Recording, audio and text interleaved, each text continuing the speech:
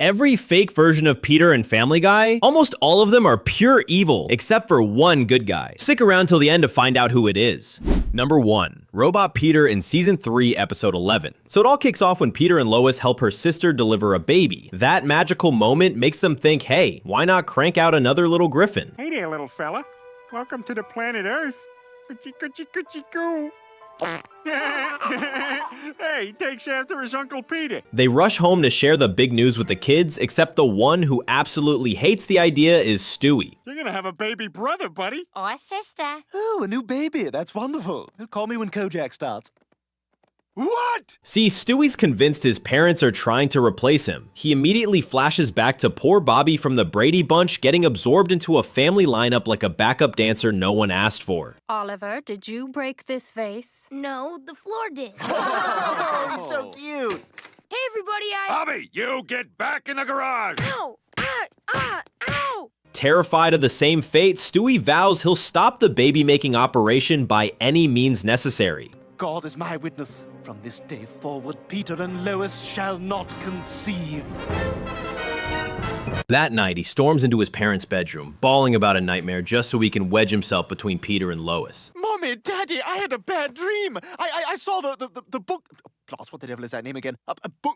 Boogeyman. Yes, that's it. I saw the boogeyman. Of course, Peter's chainsaw-level snoring almost drives Stewie to commit toddler homicide, but he powers through. It's all for the cause. Roll over. Roll over, I say. Smells like cheese. The next morning, Stewie goes full RuPaul's Drag Race. Perfume, lipstick, the works. He plants a big ol' smooch on Peter's shirt, hoping Lois will go full jealous wife mode.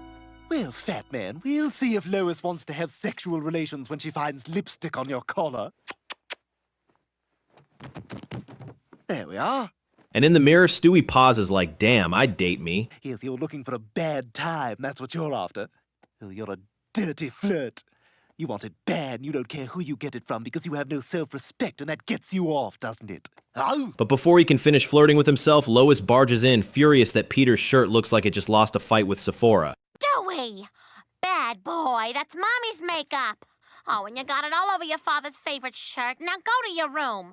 Wow, the evidence is really piling up. Make any joke you want. You know I look good. So plan B, Stewie builds a robot Peter. He lures real Peter away with beer, classic move. Sweet.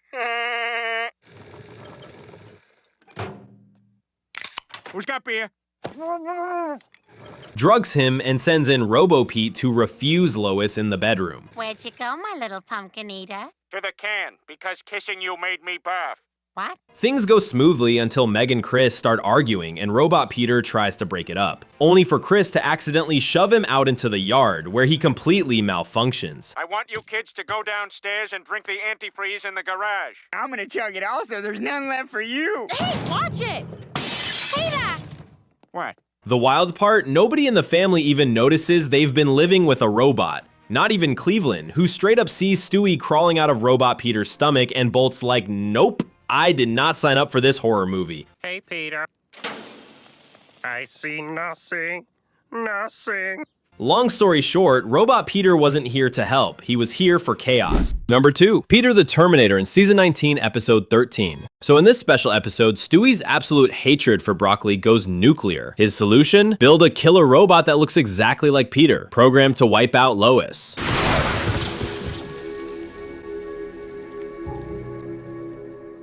This isn't Big Mouth. You're not gonna see it. The fake Peter makes his grand entrance near the drunken clam, totally naked because apparently robot modesty isn't a thing. While the guys are drinking, real Peter heads to the bathroom and Robo Pete Pro Max strolls in asking for a gun like it's a cup of sugar. I need your gun. You're right, Joe. We are all armed. I have it in case people try to make America great again. And this dude is badass. He runs into the giant chicken and doesn't even hesitate. Bam! Shoots him right in the head and jacks his motorcycle like he's starring in Grand Theft Auto, Cohag Edition.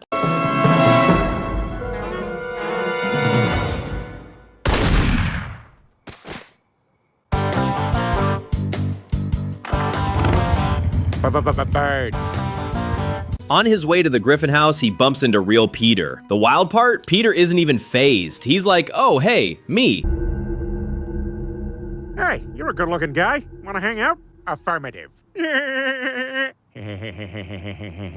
That night, the two of them sing karaoke together like lifelong drinking buddies. I'm the lyrical gangster, murderer. Excuse me, Mr. Officer, murderer. Kill up you like that, murderer. Picture two identical Peters belting out Don't Stop Believin' while the bar clears out in terror. Next up is John Herbert with Sweet Child of Mine. Can you raise it 6 octaves? Okay, this one's for Nathan M. Finally, Robo Pete shows up at the Griffin house. First thing he does, use eye drops because, you know, robot vision maintenance.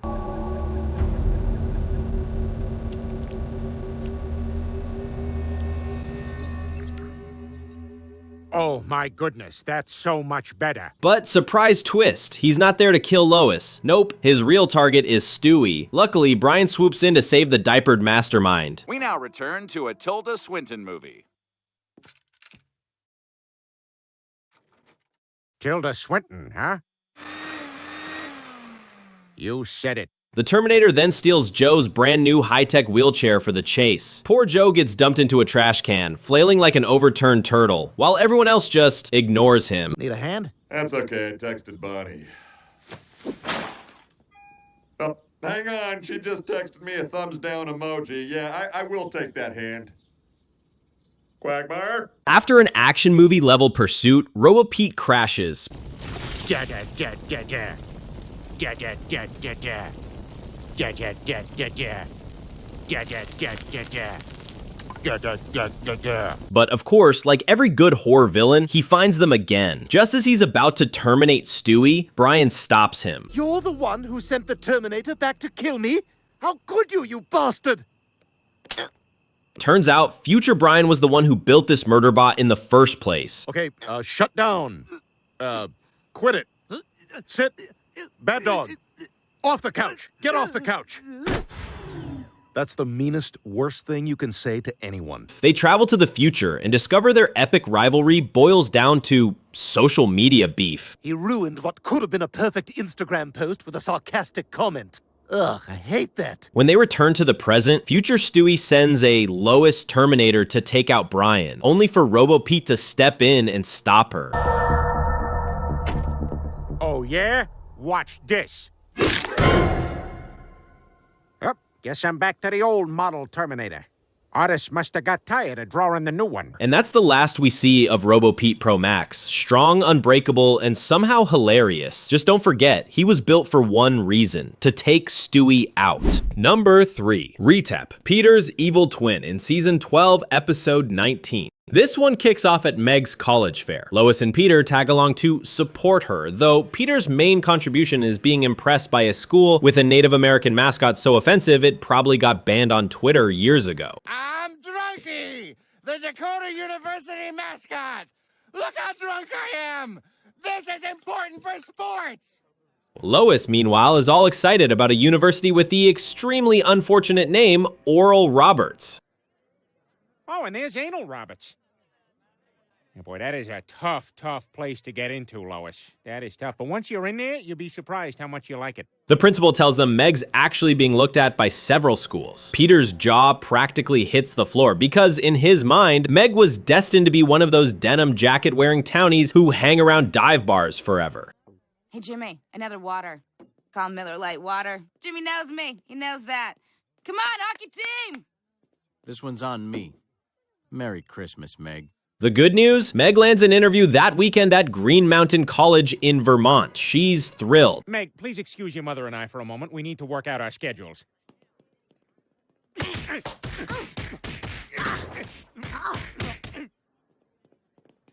I'd be happy to take you, Meg. The bad news? Back at home, Brian gets sprayed by a skunk. Oh, I can't see! I'm blind!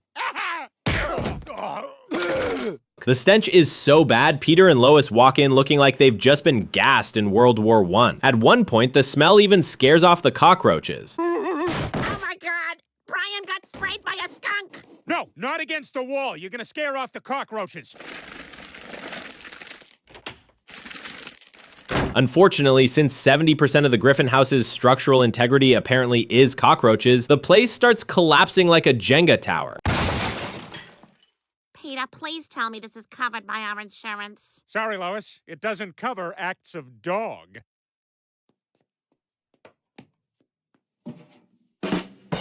No matter how many baths Brian takes, the stink won't budge. Chris finally blurts out, "Dude, you smell like my 6'8" German girlfriend." Don't ask, just nod and move on. Christopher, are you ready to go to the Guten Schwarzen? Hell duh! She can swim across the pool in 2 strokes.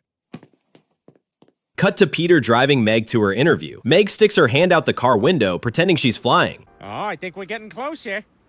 Meg, what are you doing? Just letting the wind wave my hand. Sometimes I like to pretend that I'm flying. Plus, it tickles. That's stupid. Peter, being Peter, joins in on the fun, and promptly gets his hand sliced clean off by an overpass. Hey! The wind wants my hand to go back, but I'm not letting it. I'm stronger than air. The twist? Peter's hand instantly grows back. And the severed hand? Yeah, it morphs into an evil doppelganger named Retep, because apparently spelling things backward equals instant villain. My name is Retep, and I am evil. To prove he's the bad version of Peter, Retep crashes Brian's hunting trip. And honestly, that's all it takes. Messing with Brian's fun instantly qualifies him as evil in the Griffin household. Master on all fours. What's that big rock doing there? So yeah, folks, evil Peter clone. Born from a car window stunt, because, you know, Family Guy logic. Number 4, Peter creates another Peter in season 21, episode 6. In this Halloween special, Peter somehow trades his shirt for a 3D hologram machine. Boy, this is the first button-down shirt that looks great untucked. It's an untuck it. What's their secret? Oh, they just make shirts a tiny bit shorter. Genius! And by trades, I mean he straight up stole it, because of course he did.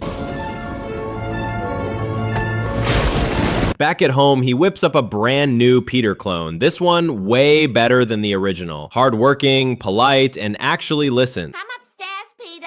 I need you to put the 2 small slip covers on the hard-to-grip couch pillows. Yeah, you can start by handling that. I would be happy to help your family with whatever they need. Real Peter's thrilled. Finally, he's got more free time to join protests at Anon. Yeah, don't ask. What do we want? We don't know! When do we want it? Also unclear. Why do we want it? Because it was forwarded to us in an email, so it must be true! Yeah! The fake Peter is basically a Lois dream come true. He does everything, cleaning, cooking, even helping Lois pick out clothes like some kind of plus-size fashion fairy godmother. Okay, under-the-seat studio audience poncho from the Meredith Vieira show.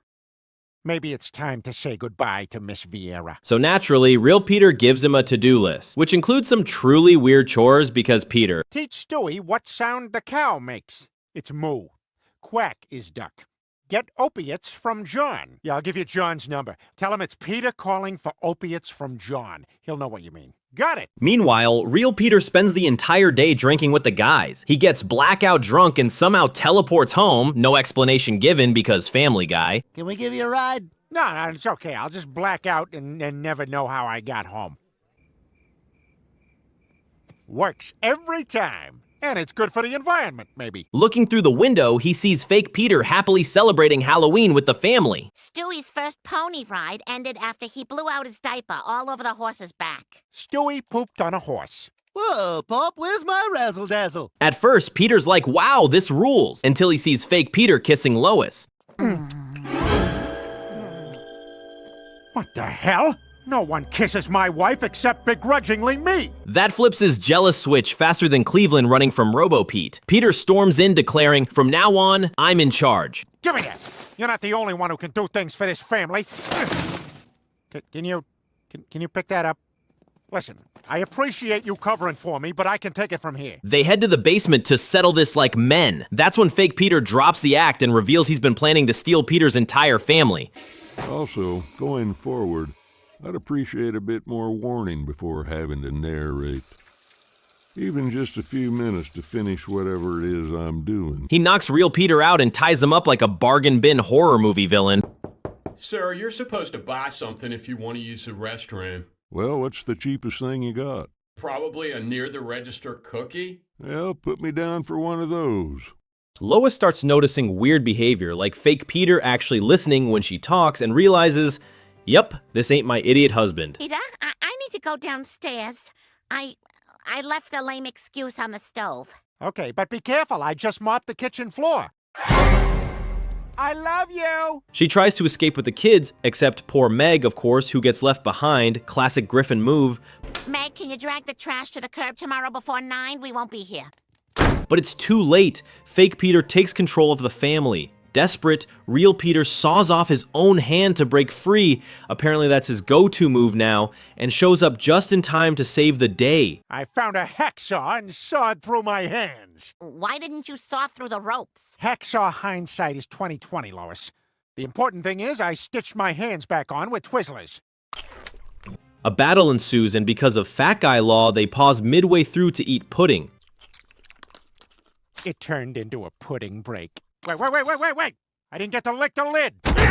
Despite giving it everything he's got, real Peter is no match for fake Peter, so the family steps in, rigging up an electric shock to fry the imposter like a discount Frankenstein. Evil clone deleted.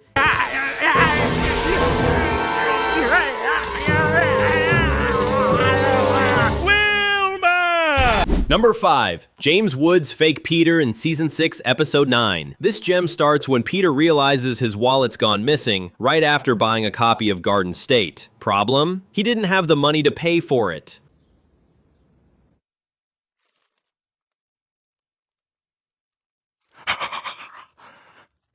It could have been me. Worst problem, whoever stole his wallet went on a $16,000 shopping spree with his Visa card. Didn't you cancel it when you lost your wallet? I hear what you're saying, Lois, but unlike my credit card, I'm carrying a very low rate of interest. Brian does some snooping and discovers the thief eats every day at House of Chung. Naturally, Peter storms over there, ready to serve revenge hotter than the time he dealt with that pigeon that pooped on his car. Ah! That's right.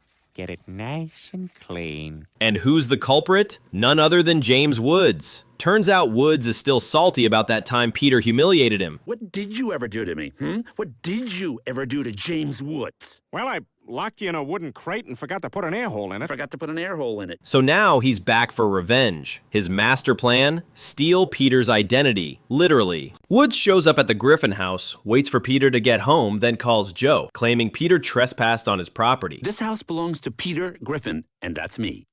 Driver's license, social security card, passport, title to the house. This puts me in a tough spot. Shockingly, Joe actually believes him, like he's under some kind of James Woods voodoo spell, and kicks Peter out of his own house. I hate to have to do this, but I'm afraid legally I have no choice. I'm gonna have to ask you to leave, sir. Thanks, Joe.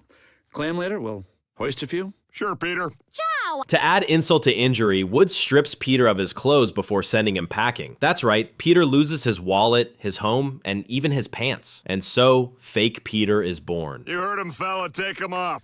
Right down to the poop sack. What? You don't all wear a poop sack? Damn it, Bonnie! You lied to me about the poop sack! The whole family is miserable, except Stewie, who's thrilled to suddenly have a famous dad. Way better than that fake thrill he felt bumping into an ex-girlfriend. Dave, that's great. God, Dave sounds great. Yeah, he is. And his parents are so sweet. Oh, met his parents and they're sweet. Just older Daves, huh? What a family. God, it's good to see you. Meanwhile, Brian's not buying Woods' act. So, Woods chains him up outside like a misbehaving golden retriever. This is so humiliating. For God's sake, I went to Brown, and he's got me out here tied to a post like some kind. When Peter sneaks back to see his family, Woods boots him out again. Either you leave now, or I set up one of your random flashbacks. All right, okay. Peter, what do you care? No, Brian, he's serious. Peter stands at a distance, heartbroken, vowing he'll return, while flashbacking to the good times. Like the one time he somehow made Lois genuinely happy. Hell yeah, I'm hungry. How about some pork chops? Would you have thought that was funny? Not really. Well, then this has been an absolute misfire. The truth? Woods isn't doing this out of love for the family. He just wants Peter to suffer. Now close your eyes, Meg, and let Mr. Pukey help you out. Whoa! When did Reese Witherspoon get here? So Peter hatches a plan even crazier than that time he did magic tricks for blind people. Is this your card? I don't know. Was it a red card? I don't know what red is. Ta-da! He disguises himself as a kid named Scooter to get close to Lois and the gang. Unfortunately, Woods sees through it and punts him out the door.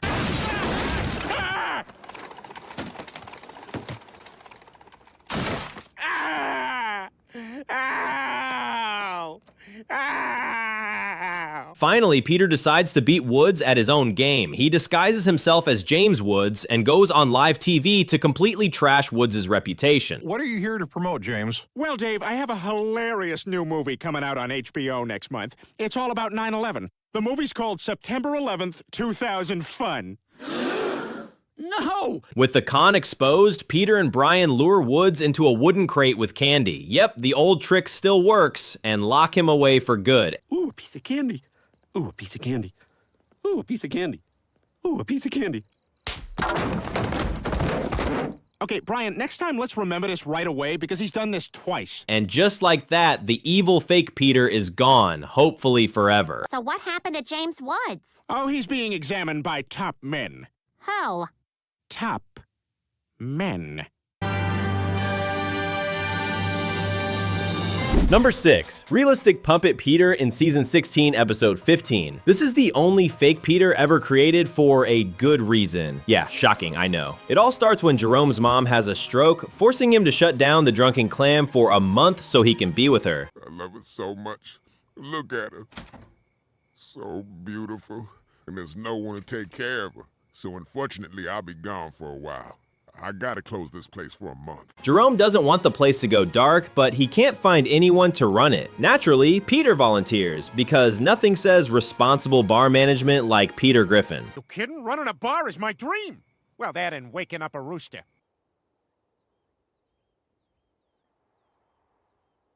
Yeah!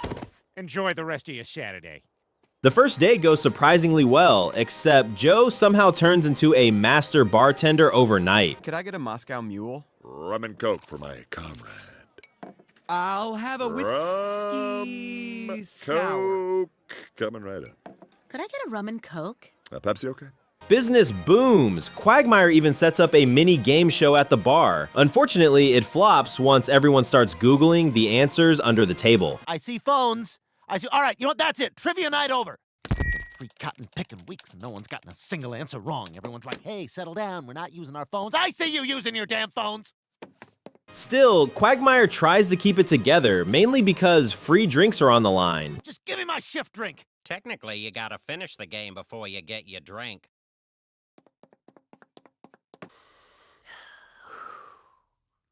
In which country? But of course, Peter being Peter, he decides the bar needs some spice, so he brings in a live bull. Excellent choice. You know, not to tell tales out of school, but I sucked my first jug to this song. And in the least shocking twist ever, the bull goes berserk and completely demolishes the clam. Edgar, do you know anything about this? What? No. Edgar? I was at Stanley Kaplan preparing for the ACT. Well, then I am sanguine. Huh? Aha! When the guys wake up, the bar's a wreck. What the hell is that? Oh, that's my ringtone. It's from Game of Thrones when Stannis' daughter is burned alive at the stake. The bad news, Jerome's mom has passed away. The worst news, her portrait, the most valuable thing in the clam, is now shredded thanks to Senior Rampage the bull. Don't worry, guys. He's got another one over there. Peter, that's Bruno Mars. Bruno Mars? Who's she? He's a man, and he's not even black. He's a beautiful, mixed-up tomorrow person. Desperate, the gang signs up for an art class to recreate her portrait. Spoiler, they learn absolutely nothing. I don't think Paul really wants to marry me. I'm not sure what we're doing now. So, fearing Jerome's wrath, Peter hatches a plan to create fake versions of themselves to take the heat.